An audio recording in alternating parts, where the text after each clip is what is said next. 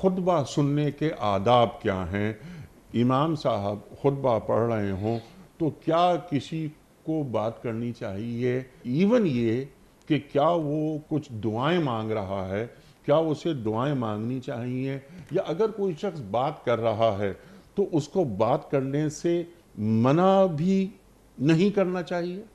حدیث میں بڑا واضح آیا کہ کوئی اگر بات کر رہا ہے اور آپ اس کو کہ خاموش ہو جا، تو اس کی بھی اجازت نہیں ہے. اس کی بھی اجازت نہیں. یعنی یہ بیان کا احترام ہے. بیان جو ہو رہا ہے توجہ سے سن، جی جی توجہ سے، جی. مطلب اور اس کے علاوہ کوئی کام نہیں ہونا چاہیے. کوئی انفرادی اجتماعی عمل جب شروع ہوتا ہے تو سارے انفرادی عمل یا اعمال موقوف ہونے چاہیے. سبحان اللہ. چاہے وہ ذکر ہو، تلاوت ہو، دوسرے اعمال.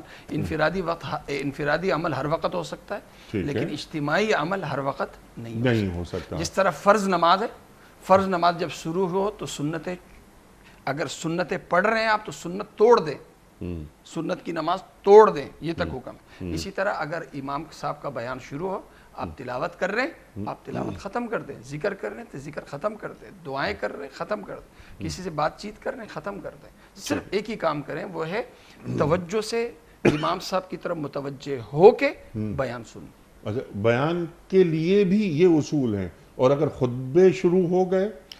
یار یہ ایک بڑا ایک مسئلہ آج کل یہی آیا ہے کہ یہ جو ذکر اللہ سے مراد ہے، یہ خطبہ ہے یا بیان ہے. جی جی جی. ٹھیک ہے، یہ ایک بڑا، لیکن میری ذاتی رائے ہے اس بارے میں یہ کہ یار مطلب بیان بھی تو خطبہ ہی ہے، وہ اس کا ترجمہ ہی ہوتا ہے. تو اس لیے اور اللہ کی نبی صلی اللہ علیہ وسلم کی ہر حدیث میں ایک لفظ ہے اذا خرج الامام، جب امام باہر آ جائے تو اس کے علاوہ کوئی کام نہ کرو. ٹھیک ہے. تو امام جب باہر آ جائے، چاہے وہ بیان کرنے کے لیے آئے یا خطبے کے لیے آئے، سبحان اللہ. اس کے علاوہ دیکھیں، اس کو توجہ سے سنیں. دیکھیں آپ بیان فرما رہے ہیں اور سامنے ایک بندہ تلاوت کر رہا ہے، سامنے ایک بندہ دعاؤں میں لگا، آپ سے بیان ہوگا؟